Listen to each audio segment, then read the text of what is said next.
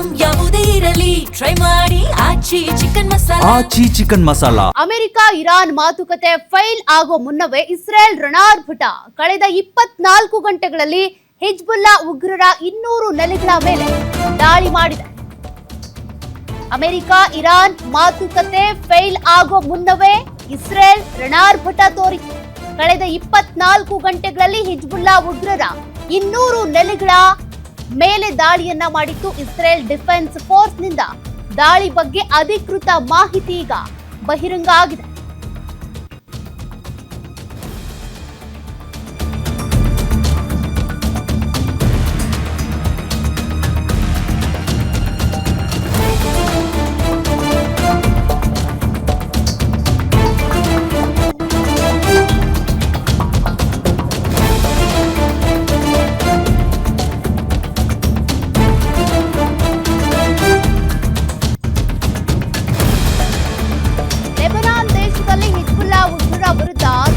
ಕಾರ್ಯಾಚರಣೆ ಸಾಧ್ಯತೆ ಇದೆ. ಇಸ್ರೇಲ್ ಭೂಸೇನಾ ಯೋಧರನ್ನ ದಕ್ಷಿಣ ಲೆಬನಾನ್ನಲ್ಲಿ ರಣಾಂಗಣಕ್ಕೆ ಇಳಿಸುವಂತ ಸಾಧ್ಯತೆ ಇದೆ ಅನ್ನುವಂತ ಚರ್ಚೆಗಳಾಗ್ತಿದೆ. ಉತ್ತರ ಇಸ್ರೇಲ್ ಭಾಗದಲ್ಲಿ ಈಗಾಗಲೇ ಭಾರಿ ಪ್ರಮಾಣದಲ್ಲಿ ಹಿಜ್ಬುಲ್ಲಾ ಪ್ರತಿ ದಾಳಿಗಳನ್ನ ಮಾಡ್ತಾ ಇದೆ. ಇಸ್ರೇಲ್ ವಿರುದ್ಧ ರಾಕೆಟ್ ಮತ್ತು ಶೆಲ್ ದಾಳಿ ನಡೆಸ್ತಾ ಇರುವಂತ ಹಿಜ್ಬುಲ್ಲಾ ಉಗ್ರರು, ಈ ಹಿಜ್ಬುಲ್ಲಾ ಉಗ್ರರ ಹೋರಾಟಕ್ಕೆ ಸಹಮತ ವ್ಯಕ್ತಪಡಿಸಿರೋದು ಇರಾನ್ ದೇಶ.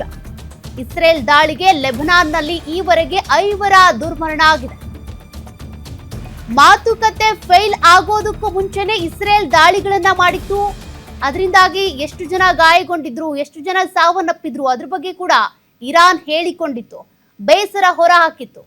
ಮುಂಬದಿ ಬಾಗಿಲಿನಲ್ಲಿ ಹೇಳ್ತೀರಾ ಯುದ್ಧ ವಿರಾಮ ಅಂತ, ಹಿಂಬದಿಯಿಂದ ಬಂದು ಬಾಂಬ್ ಹಾಕ್ತೀರಾ ಅನ್ನೋದ್ರ ಬಗ್ಗೆ ಬೇಸರ ವ್ಯಕ್ತಪಡಿಸಿತ್ತು, ಆಕ್ರೋಶವೂ ವ್ಯಕ್ತವಾಗಿತ್ತು. ಈಗ ಇದರ ಬೆನ್ನಲ್ಲೇ ನಡೆದಂತ ಪಾಕಿಸ್ತಾನ ಮುಂದಾಳತ್ವ ವಹಿಸಿ ಸಂಧಾನ ಮಾಡೋದಕ್ಕೆ ಅಂತ ಏನ್ ಮಾತುಕತೆ ಆಯ್ತು ಅದು ಕೂಡ ಫೈಲ್ ಆಗಿದೆ.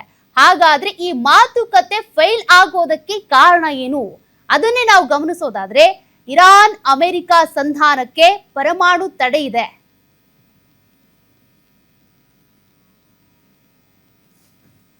ಅದೇ ರೀತಿಯಾಗಿ ಇರಾನ್ ಒಂದಷ್ಟು ಕಂಡೀಷನ್ಸ್ ಅನ್ನ ಹಾಕಿತ್ತು. ಆ ಕಂಡೀಷನ್ಗಳು ಅಮೆರಿಕಾಗೆ ಒಪ್ಪಿಗೆ ಆಗಿಲ್ಲ. ಅಮೆರಿಕ ಕಡೆಯಿಂದ 2 ನಾಯಕರು ಬಂದಿದ್ರು, ಅದೇ ರೀತಿಯಾಗಿ ಇರಾನ್ ಕಡೆಯಿಂದ 2 ನಾಯಕರು ಬಂದಿದ್ರು. ಆ 2 ನಾಯಕರ ಪ್ರತ್ಯೇಕ ತಂಡಗಳೇನಿದಾವೆ ಮೀಟಿಂಗ್ ಮಾಡಿದಂತ ಸಂದರ್ಭದಲ್ಲಿ ಕಂಡೀಷನ್ಸ್ ಓಕೆ ಆಗಿಲ್ಲ. ಹಾಗಾಗಿನೇ ಇರಾನ್ ಕೂಡ ಒಪ್ಕೊಂಡಿಲ್ಲ.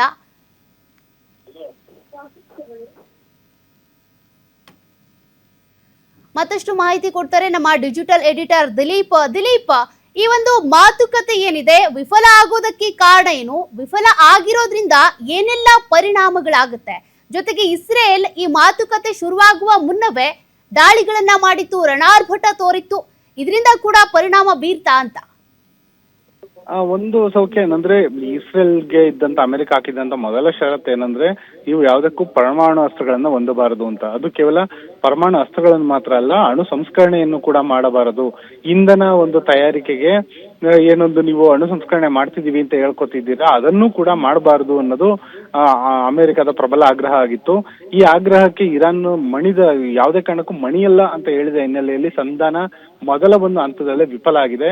ಇನ್ನು ನಂತರದ ಸಂಧಾನ ಮಾತುಕತೆಗಳನ್ನ ನಾವು ನಡೆಸೋದಿಲ್ಲ ಅಂತ ಹೇಳ್ಬಿಟ್ಟು ಅಮೆರಿಕ ಉಪಾಧ್ಯಕ್ಷ JD ವ್ಯಾನ್ಸ್ ಅವರು ಹೇಳಿದ್ದಾರೆ. ಜೊತೆಗೆ ಇದು ಇರಾನ್ ಜನತೆಗೆ ಬ್ಯಾಡ್ ನ್ಯೂಸ್ ಅಂತ ಕೂಡ ಹೇಳಿದ್ದಾರೆ. ಆದ್ರೆ ಇರಾನ್ ಮಾತ್ರ ಮತ್ತೊಮ್ಮೆ ಸಂಧಾನ ಮಾತುಕತೆಗೆ ನಾವು ಸಿದ್ಧ ಅಂತಾನೆ ಹೇಳ್ತಾ ಇದೆ. ಈ ನಡುವೆ ಇಸ್ರೇಲ್ ಏನಿದೆ, ಇಸ್ರೇಲ್ ಲೆಬನಾನ್ ಮೇಲೆ ನಡೆಸ್ತಾ ಇರುವಂತಹ ತನ್ನ ದಾಳಿಯನ್ನ ಮತ್ತೆ ಮುಂದುವರಿಸಿದೆ. ಕಳೆದ 24 ಗಂಟೆಗಳಲ್ಲಿ 200ಕ್ಕೂ ಹೆಚ್ಚು ಟಾರ್ಗೆಟ್ ಗಳನ್ನ ಗುರಿಯಾಗಿಸಿ ಲೆಬನಾನ್ ನಲ್ಲಿರುವಂತಹ ಹಿಜ್ಬುಲ್ಲಾ ಉಗ್ರ ಸಂಘಟನೆಗಳ ಮೇಲೆ ಈ ಇಸ್ರೇಲ್ ದಾಳಿ ನಡೆಸಿದೆ ಅನ್ನೋ ಮಾಹಿತಿ ಸಿಕ್ಕಿದೆ. ಇದುವರೆಗೆ ಲಭ್ಯವಾಗಿರುವಂತಹ ಮಾಹಿತಿ ಪ್ರಕಾರ ಲೆಬನಾನ್ ನಲ್ಲಿ ಇವತ್ತು ಒಂದೇ ದಿನ ಒಟ್ಟು 5 ಜನ ಮೃತಪಟ್ಟಿದ್ದಾರೆ ಅನ್ನೋ ಮಾಹಿತಿ ಇದೆ. ಈ ಒಂದು ಸಾವಿನ ಸಂಖ್ಯೆ ಇನ್ನಷ್ಟು ಹೆಚ್ಚಾಗುವಂತ ಭೀತಿ ಕೂಡ ಇದೆ. ಇವೆಲ್ಲದರ ನಡುವೆ ಇಸ್ರೇಲ್ ಯಾವುದೇ ಕಾರಣಕ್ಕೂ ಲೆಬನಾನ್ ವಿರುದ್ಧ ತನ್ನ ದಾಳಿಯನ್ನ ಕೈ ಬಿಡೋಂಗೆ ಕಾಣಿಸ್ತಿಲ್ಲ. ಒಂದು ವೇಳೆ ಏನಾದ್ರು ಇಸ್ರೇಲ್ ಇದೇ ರೀತಿ ಲೆಬನಾನ್ ಮೇಲೆ ತನ್ನ ದಾಳಿಯನ್ನ ಮುಂದುವರಿಸ್ತಿದ್ರೆ ಆಗ ಇರಾನ್ ಕೂಡ ಇಸ್ರೇಲ್ ಮೇಲೆ ದಾಳಿ ನಡೆಸುತ್ತಾ, ಜೊತೆಗೆ ಇರಾನ್ ಕೂಡ ಕೊಲ್ಲಿ ರಾಷ್ಟ್ರಗಳ ಮೇಲೆ ದಾಳಿ ನಡೆಸುತ್ತಾ ಅನ್ನೋಂತ ಒಂದು ಪ್ರಶ್ನೆ ಎದುರಾಗಿದೆ. ಒಂದು ವೇಳೆ ಕೊಲ್ಲಿ ರಾಷ್ಟ್ರಗಳ ಮೇಲೆ ಮತ್ತೆ ಇಸ್ರೇಲ್ ಮೇಲೆ ಇರಾನ್ ಏನಾದ್ರು ತನ್ನ ದಾಳಿಯನ್ನ ಮುಂದುವರಿಸಿದ್ರೆ ಆಗ ಅಮೆರಿಕ ಮತ್ತೊಮ್ಮೆ ರಣಾಂಗಣಕ್ಕೆ ಇಳಿಯೋ ಸಾಧ್ಯತೆಗಳು ಬಹುತೇಕ ದಟ್ಟವಾಗಿದ್ದಾವೆ. ಇದಕ್ಕೆ ಪೂರಕ ಅನ್ನೋ ರೀತಿ ಈಗಾಗಲೇ ಹರ್ಮುಜ್ ಜಲಸಂಧಿ ಬಳಿ ಅಮೆರಿಕದ 2 ದೊಡ್ಡ ಯುದ್ಧ ನೌಕೆಗಳು ಆಗಲೇ ಧಾವಿಸಿ ಬಂದಿದ್ದಾವೆ. ಈ ಯುದ್ಧ ನೌಕೆಗಳ ಮೂಲಕ ಹರ್ಮುಜ್ ಜಲಸಂಧಿಯಲ್ಲಿ ನೀರಿನ ಆಳದಲ್ಲಿ ಇಟ್ಟಿರಬಹುದಂತ ಜಲಬಾಂಬ್ಗಳನ್ನು ತೆರವುಗೊಳಿಸೋ ಕಾರ್ಯಾಚರಣೆ ನಡೀತಿದೆ ಅನ್ನೋ ಮಾಹಿತಿ ಸಿಕ್ಕಿದೆ.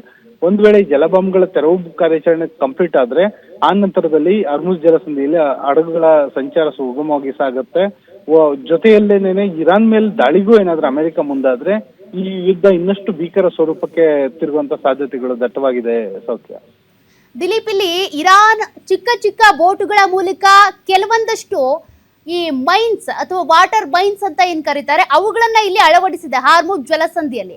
ಅವುಗಳು ತಂತಾನೆ ತಮ್ಮ ಸ್ಥಾನವನ್ನ ಬದಲಾಯಿಸುವಂತದ್ದು ಕೂಡ ಇದೆ. ಆದ್ರೆ ಅವು ಎಲ್ಲಿ ಸ್ಥಾನ ಬದಲಾಯಿಸ್ತಾ ಇದಾವೆ ಅನ್ನೋದು ಕೂಡ ಇರಾನ್ಗೆ ಕನ್ಫ್ಯೂಷನ್ಸ್ ಇದೆ ಅಂತ ಹೇಳಲಾಗ್ತಾ ಇದೆ. ಇದ್ರ ಮಧ್ಯೆ ಈಗ ಅಮೆರಿಕ ಇದೆಲ್ಲವನ್ನ ತೆರವುಗೊಳಿಸ್ತೀನಿ ಅಂತ ಮುಂದಾಗ್ತಾ ಇದೆ. ಒಂದ್ ವೇಳೆ ಅವೆಲ್ಲವೂ ಕೂಡ ಸ್ಫೋಟ ಆಗಿದೆ ಆದ್ರೆ ಏನೆಲ್ಲ ತೊಂದರೆ ಆಗುತ್ತೆ ಅಂತ ಅಮೆರಿಕ ಇದೆಲ್ಲದೂ ಮಾಡೋದಕ್ಕೆ ಸಾಧ್ಯನಾ? ಹರ್ಮುಜ್ ಜಲಸಂಧಿಯಲ್ಲಿ ಈ ರೀತಿ ಜಲಬಾಂಬ್ಗಳನ್ನೇ ಅಂತಾರೆ, ಅದನ್ನ ಟಾರ್ಪಿಡೋಸ್ ಅಂತಾನು ಕರೀತಾರೆ. ಈ ಟಾರ್ಪಿಡೋಸ್ಗಳೇನಾದ್ರೂ ಸ್ಫೋಟಗೊಂಡಂತ ಸಂದರ್ಭದಲ್ಲಿ ಯಾವುದೇ ಒಂದು ತೈಲ ಮತ್ತೆ LPG ಹೊತ್ತ ಹಡಗುಗಳು ಸಾಗುವ ಸಂದರ್ಭದಲ್ಲಿ ಈ ಒಂದು ಬಾಂಬ್ಗಳು ಸ್ಫೋಟಗೊಂಡ್ರೆ ಆಗ ಇಡೀ ಹಡಗು ನೀರು ಪಾಲಾಗಂತ ಸಾಧ್ಯತೆ ಇರುತ್ತೆ. ಜೊತೆಗೆ ಹರ್ಮುಜ್ ಜಲಸಂಧಿ ಕೇವಲ ಒಂದು 23 ಕಿಲೋಮೀಟರ್ ವ್ಯಾಪ್ತಿ ಇರುವಂತ ಅಗಲ ಇರುವಂತ ಪ್ರದೇಶ. ಜೊತೆಗೆ ಈ ಭಾಗದಲ್ಲಿ ಏನಾದ್ರೂ ಆ ರೀತಿ ಹಡಗುಗಳು ಸ್ಫೋಟಗೊಂಡ್ರೆ ಹಡಗುಗಳೇನಾದ್ರೂ ನೀರು ಪಾಲಾದ್ರೆ ಆಗ ಇನ್ನು ಮಿಕ್ಕ ಹಡಗುಗಳ ಸಾಗಾಟಕ್ಕೂ ತೊಂದರೆ ಎದುರಾಗುತ್ತೆ. ಮತ್ತೆ ಈ ರೀತಿ ಜಲಬಾಂಬ್ನ ಅಡಗಿಸಿಟ್ಟಿರೋದ್ರ ಮಾಹಿತಿ ಅಮೆರಿಕಾಗೆ ಏನೋ ಇದೆ. ಜೊತೆಗೆ ಈ ಜಲಬಾಂಬ್ಗಳ ತೆರವು ಕಾರ್ಯಾಚರಣೆಗೂ ಮುಂದಾಗಿದೆ ಅಮೆರಿಕ. ಹೀಗಾಗಿ ಈ ಒಂದು ಜಲಬಾಂಬ್ಗಳನ್ನ ತೆರವು ಮಾಡೋವರೆಗೂ ಹಡಗುಗಳ ಸಾಗಾಟಕ್ಕೆ ಈ ಹಡಗುಗಳಿಗೆ ಏನು ವಿಮೆ ನೀಡಿರುತ್ತೆ ಆ ವಿಮೆ ನೀಡಿರುವಂತ ಕಂಪನಿಗಳು ಕೂಡ ಈ ಒಂದು ಹಡಗುಗಳ ಸಾಗಾಟಕ್ಕೆ ಅನುಮತಿ ಕೊಡೋ ಚಾನ್ಸಸ್ ಕಡಿಮೆ. ಯಾಕಂದ್ರೆ ಈ ಹಡಗುಗಳ ಮೇಲೆ ಏನಾದ್ರು ಇರಾನ್ ದಾಳಿ ನಡೆಸಿದ್ರೆ ಅಥವಾ ಜಲಬಾಂಬ್ ಸ್ಫೋಟಗೊಂಡು ಹಡಗುಗಳೇನಾದ್ರೂ ನಿರ್ನಾಮ ಆದ್ರೆ ಆಗ ಸಾವಿರಾರು ಕೋಟಿ ರೂಪಾಯಿ ಮೊತ್ತದ ವಿಮೆಯನ್ನ ವಿಮಾ ಕಂಪ್ನಿಗಳು ಕೊಡಬೇಕಾಗುತ್ತೆ. ಹಾಗಾಗಿ ಏನು ಇನ್ಶೂರೆನ್ಸ್ ಕೊಡ್ತಾವಲ್ಲ ಕಂಪ್ನಿಗಳು ಅವು ಬಹುತೇಕ ಯುರೋಪಿಯನ್ ರಾಷ್ಟ್ರಗಳಲ್ಲಿದ್ದಾವೆ. ಆ ಕಂಪನಿಗಳು ಈ ಹಡಗುಗಳ ಸಂಚಾರಕ್ಕೆ ಅನುಮತಿ ಕೊಡೋದು ಕಷ್ಟ. ಹಾಗಾಗಿ ಏನೊಂದು ತೈಲ ಮತ್ತೆ LPG ಸಾಗಾಟ ಏನಿದೆ ಹರ್ಮುಜ್ ಜಲಸಂಧಿ ಮೂಲಕ ಅದು ಇನ್ನಷ್ಟು ದಿನಗಳ ಕಾಲ ಕಷ್ಟ ಅಂತಾನೆ ಹೇಳ್ಬೋದು. ಮತ್ತೆ ಈ ಒಂದು ಜಲಬಾಂಬ್ಗಳನ್ನ ತೆರವುಗೊಳಿಸುವಂತ ಕಾರ್ಯಾಚರಣೆ ಕೂಡ ಅಷ್ಟು ಸುಲಭದ್ದಲ್ಲ ಅನ್ನೋ ಮಾಹಿತಿ ಕೂಡ ಲಭ್ಯ ಆಗ್ತಾ ಇದೆ. ಹೀಗಾಗಿ ಜಲಬಾಂಬ್ಗಳನ್ನ ತೆರವುಗೊಳಿಸೋದ್ರ ಬಗ್ಗೆ ಅಮೆರಿಕ ಯಾವ ರೀತಿಯಾದ ತಂತ್ರಗಾರಿಕೆ ಅನುಸರಿಸುತ್ತೆ ಅನ್ನೋದು ಈಗ ಸದ್ಯ ಸೃಷ್ಟಿಯಾಗಿರೋ ಕುತೂಹಲ. ಓಕೆ, ಥ್ಯಾಂಕ್ ಯು ದಿಲೀಪ್ ಮಾಹಿತಿಗೆ.